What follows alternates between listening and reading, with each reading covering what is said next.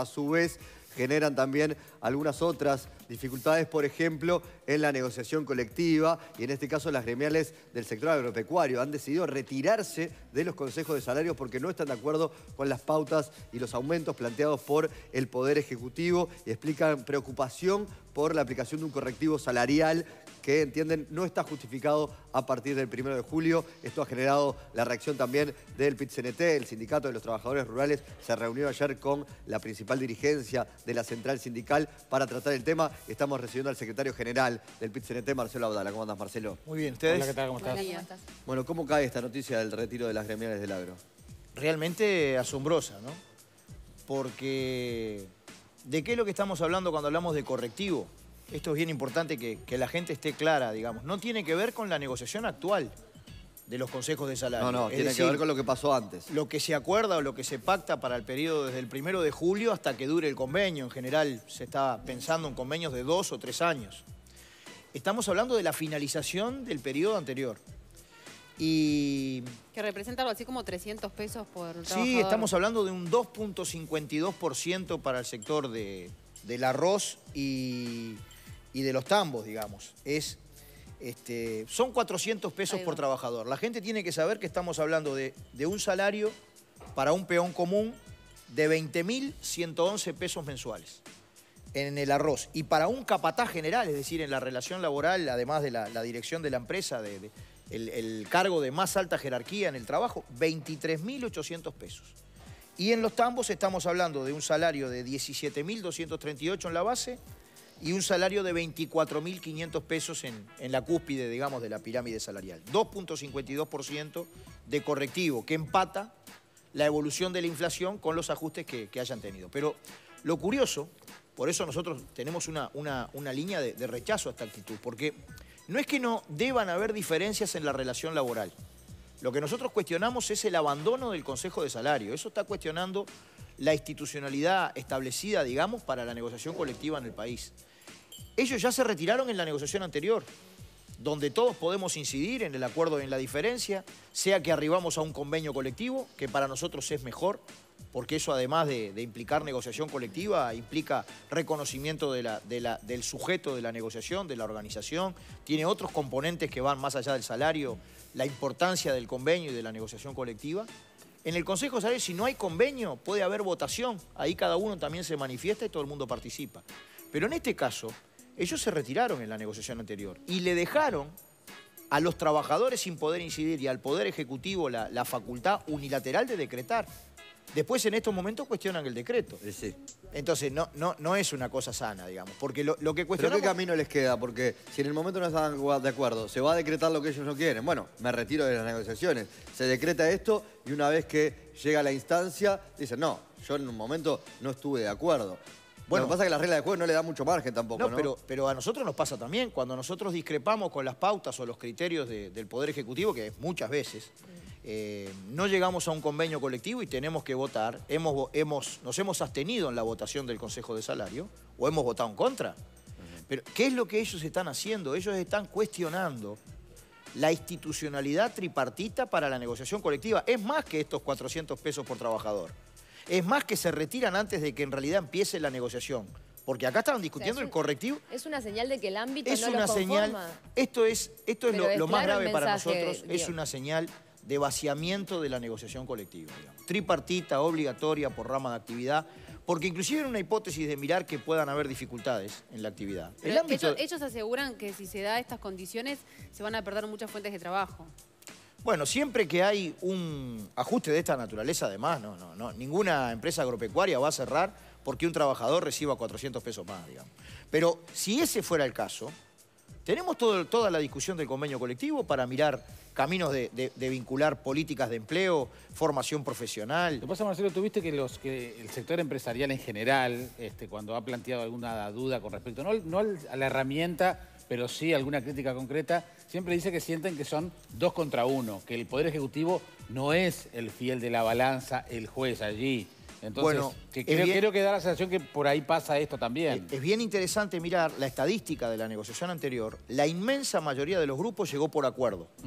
Que es lo deseable. Una cantidad muy importante. El que quedó solo fue el Poder Ejecutivo, porque se hicieron acuerdos por arriba de los criterios que no fueron acompañados por el Poder Ejecutivo. Entonces, bueno, esa lectura, que puede ser en algún caso, en algún sector, nosotros también sentimos que en general hay una actitud de empate, digamos. Es decir, cuando hay votación, el Poder Ejecutivo más o menos la mitad de las veces ha votado con el sector empresarial, la mitad de las veces con la parte trabajadora, pero en la negociación pasada, que hubieron alrededor de 200 y pico de grupos, la inmensa mayoría fue por acuerdo bipartito, esto es obrero-patronal, claro, inclusive por encima de lo que planteaba el Poder Ejecutivo. Sí. Entonces, ¿qué es lo que yo hago cuando tengo una diferencia? Pues, obviamente que en la relación laboral hay distintos intereses, distintas opiniones, distintas propuestas. Ah, pero yo participo en la negociación, discuto, soy perseverante, hasta a veces hasta pesado, digamos, y trato de, claro, esa es la gracia de la negociación. Sí, claro. No se hace eso así de retirarse cuando recién está empezando la cosa. Igual es la salida de esto. Y la verdad que nosotros hemos resuelto en el día de ayer pedir una reunión urgente al ministro de Ganadería, al ministro de Trabajo, solicitar una convocatoria del Consejo Superior de Salario. Naturalmente que esto va a estar muy jerarquizado en el paro general de 24 horas que tenemos el 22, porque además, fíjense ustedes, ayer el Poder Ejecutivo anuncia una serie de medidas de apoyo a los sectores agropecuarios. Entonces, no hay... Yo creo que falta acá en Uruguay un concepto de responsabilidad social mucho más elevado. Que nos involucra a los sindicatos, pero las empresas los tienen que involucrar también un concepto de responsabilidad social, que no es la ganancia y chau, que hay trabajadores, que hay cadenas productivas, que hay desarrollo del trabajo, que hay que ser muy cuidadoso. Ustedes al mismo tiempo se estaban reuniendo también por el tema de las empresas lácteas con el prosecretario de Presidencia, Juan Andrés Roballo. ¿A qué se llegó en esa reunión? Bueno, ahí es el segundo punto de su resolución, digamos, ellos también resuelven por solidaridad de clase de alguna manera. Acá está planteado, a mí me dan gracia, digamos, los cuestionamientos al concepto de la disputa, de la puja de clases. Aquí está todo el escenario servido claramente, ¿no? Ellos salen de los consejos de salario en solidaridad con el sector lácteo. Sí. Mientras el movimiento sindical lo que ha hecho, a veces no tenemos suerte, no tenemos éxito, no es que tengamos la varita mágica, ¿no? Empecinadamente tratando de buscar soluciones. El mismo día que esta gente se retiró de los consejos de salario, yo estuve en reuniones de más de 8 horas en la Federación Láctea para tratar de encontrar alguna salida, algún acuerdo, algún acercamiento. Y concretamente con la empresa Pili, que ha contraído, digamos, una deuda importante con los remitentes de leche, con los tamberos y también con los trabajadores. A nosotros se nos comunicó por parte de Presidencia la posibilidad de un proyecto de ley en el cual la ANSE se estaría haciendo cargo de la deuda con los tamberos y el Banco de Previsión Social se estaría haciendo cargo con la deuda con los trabajadores. Se vota ahora a 9:30 de la mañana. Exactamente. Bastante rápida, para bien, decimos nosotros, la solución, aunque sabemos... Esto resuelve la emergencia. No es menor para la gente, ¿no? No, para los tamberos y para los trabajadores es fundamental. No es una cosa menor. Bueno, eso es lo que decía Pedro Bordaberry en la Para bien veremos qué pasa con la... Siempre vamos a tener que estar haciendo esto así, emparchando la situación. Y bueno, ahí, en realidad, yo creo que acá hay un manejo, digamos, responsable, ¿no? Es decir, no tienen que ser los productores lácteos, especialmente para nosotros los más pequeños, los más chicos, ni los trabajadores los que pagan el pato, digamos, de dificultades, ¿no? Y yo siempre me pregunto acá en estos casos... ¿Pero es una solución de fondo? No, en eso coincidimos. Es una solución en la emergencia. Habrá que ver desde el punto de vista de la competitividad, de la propia estructuración de la unidad productiva, de sus proveedores, de los mercados, de qué manera hay una solución mucho más importante, ¿no? Bien, porque Paysandú ahí, no solamente Paysandú, yo diría Paysandú, Juan Lacase, Minas de Corrales, hay una serie de sectores que precisan políticas importantes desde el punto de vista del trabajo, digamos. Porque están complicados. El miércoles hay paro general, ¿verdad? De la semana que viene. De la semana que viene, sí. Bueno, ¿cuáles son las principales bases? Ya se han mencionado movilizaciones y en algunos casos ocupaciones. Bueno, especialmente en este caso la plataforma tiene que ver con la necesidad de políticas que generen trabajo de calidad en defensa de la negociación colectiva que nosotros sentimos puede estar vaciada, digamos, por algunas posturas empresariales. Esperemos que no se generalicen, pero por los indicadores que tenemos, estos consejos de salario están bastante arrancan complicados, digamos, por toda la cuestión que tiene que ver con un rol de inversión eficaz, productiva y socialmente sustentable, digamos, de las empresas públicas, el rol del Estado como locomotora del desarrollo, las cuestiones de la rendición de cuentas, la educación, la salud pública. ¿Tuvo oportunidad de hablar con Murro acerca de cómo vienen las negociaciones en los consejos de salarios? Yo me encontré tanto con Murro como con Carolina Cose en la actividad que hubo en Minas de Corrales, que sí. hay una situación de necesidad, digamos, de defender el trabajo de la gente allí, y ahí tuvimos, sí, una conversación, pero muy enfocada en la cuestión del empleo, digamos. Lo que en este caso vamos a hacer, además de las movilizaciones, del paro general, que creo que va a ser importante, es tratar de abrir una discusión en el Consejo Superior de Salarios, que además tiene la gobernanza de las relaciones laborales, y decirle al sector empresarial, bueno, ¿qué hacemos? ¿Los pueden obligar, por ejemplo, al gremio de los ruralistas, de volver a integrarse? No, ¿Se los puede obligar o se los puede acá obligar? no se trata además de una obligación. No, digamos, pero por eso, no existe manera ¿cómo se cambia esto? O sea, No, yo creo que hay que abrir una discusión en donde cada parte plantee, digamos, sus posturas, sus cuestiones, y tratar de generar el clima y la situación de convencer, de emprender, digamos, la negociación colectiva. ¿Y catalogarlos de antidemocráticos no fue un poco mucho? ¿O por qué se utilizó ese término?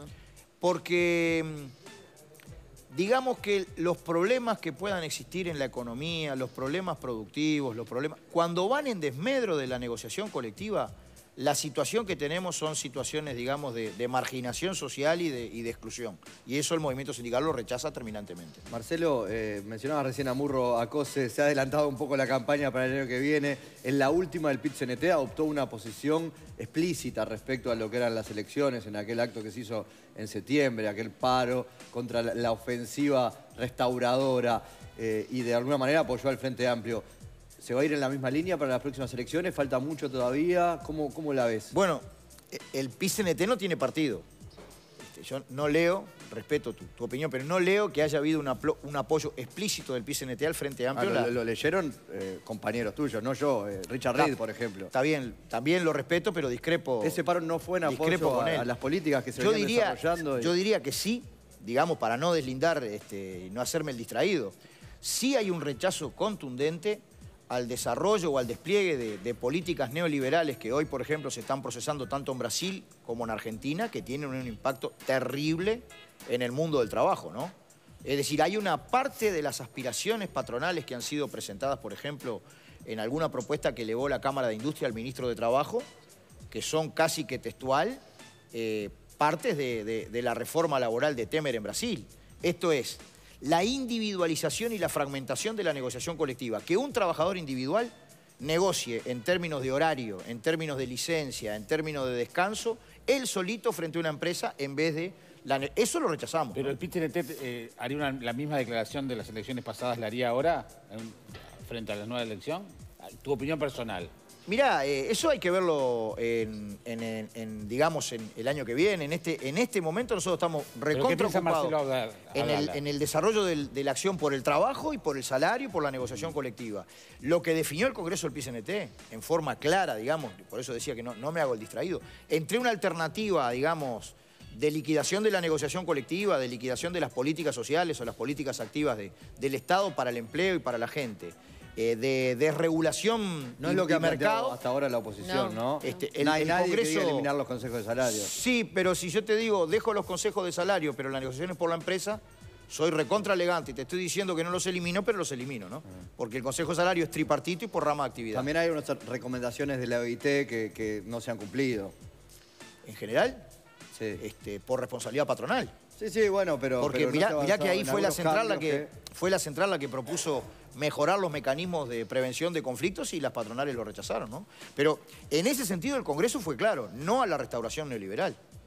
Inclusive fue claro también en diferencias y cuestiones que nosotros consideramos deben profundizarse ahora. ¿Pero no podemos tener mejores consejos de salarios más flexibles? Es que ya son flexibles. ¿Lo suficientemente? Para mí que sí, porque la flexibilidad está determinada porque las partes acuerdan. Bien. Clarito, Marcelo, muchísimas gracias. Este tema era un poco extra, pero se asociaba un poco bienvenido. Al resto. El secretario general del PIT-CNT, Marcelo Abdala. Vamos a seguir con otros temas en Desayunos Informales y, entre otras cosas, vamos a tener...